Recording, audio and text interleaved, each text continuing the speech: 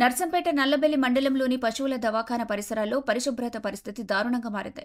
పశువుల దవాఖాన చుట్టూ పశువులకు వాడిన వ్యర్థ పదార్థాలు, సిరంజిలు ప్రజలు తిరిగే బహిరంగ ప్రదేశంలో డాక్టర్ శ్రద్ధ వహించకుండా వాడిన నీడిల్స్ ని బయటపడేశారు. ఆ నీడిల్స్ కానీ జనాల కాళ్లకు గుచ్చుకుంటే సెప్టిక్ ఇన్ఫెక్షన్ అవుతుందని ప్రజలు వాపోతున్నారు. తక్షణమే డాక్టర్పై చర్యలు తీసుకోవాలని అధికారులు కోరారు.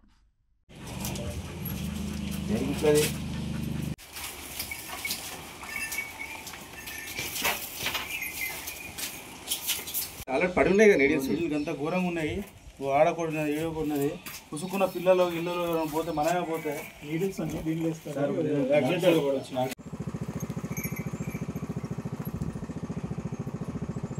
నా పేరు డాక్టర్ వేణు.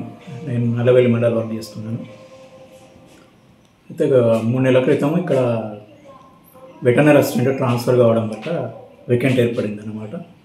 ప్రస్తుతం ఇక్కడ నల్లబెల్లి హాస్పిటల్లో నేను మరియు దగ్గర ఆఫీస్ సబార్డినేట్ ఒకరు పనిచేస్తున్నాం.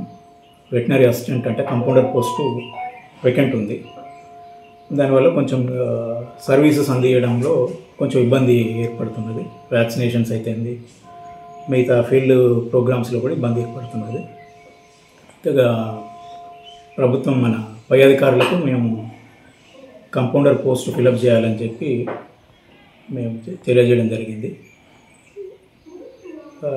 అటెండర్ల నుంచి కంపౌండర్ల ప్రమోషన్లు ఈ మధ్యలో ఉన్నాయి కాబట్టి వచ్చే అవకాశం ఉంది, వస్తే ఫిలప్ చేస్తామని చెప్పేసి జేడీ గారు హామీ ఇచ్చారు. రోజుకు అంటే పశువులు ఎంతవరకు వస్తాయి, ఎట్లా ఉంటుంది?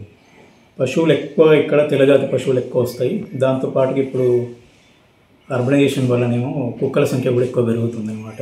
రోజుకు ఒక 3 నుంచి 4 డాగ్స్ వస్తున్నాయి. దాంతోపాటుగా వైట్ క్యాటిల్ ఎక్కువ ఉంటుంది ఇక్కడ.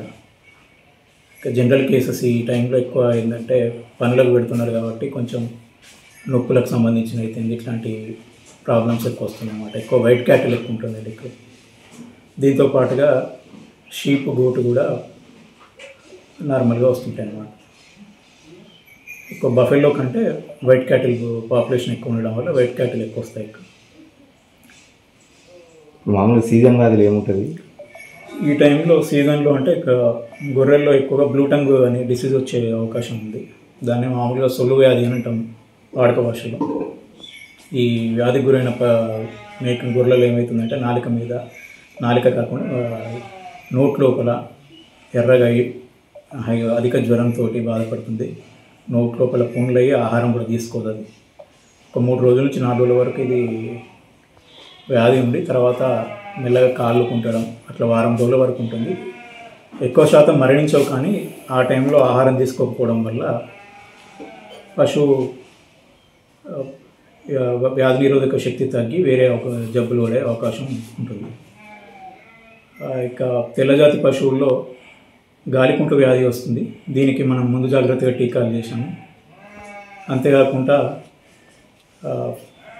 పీపీఆర్ టీకాలు కూడా అక్టోబర్లో గొర్రెలకు వేయడం జరుగుతుంది.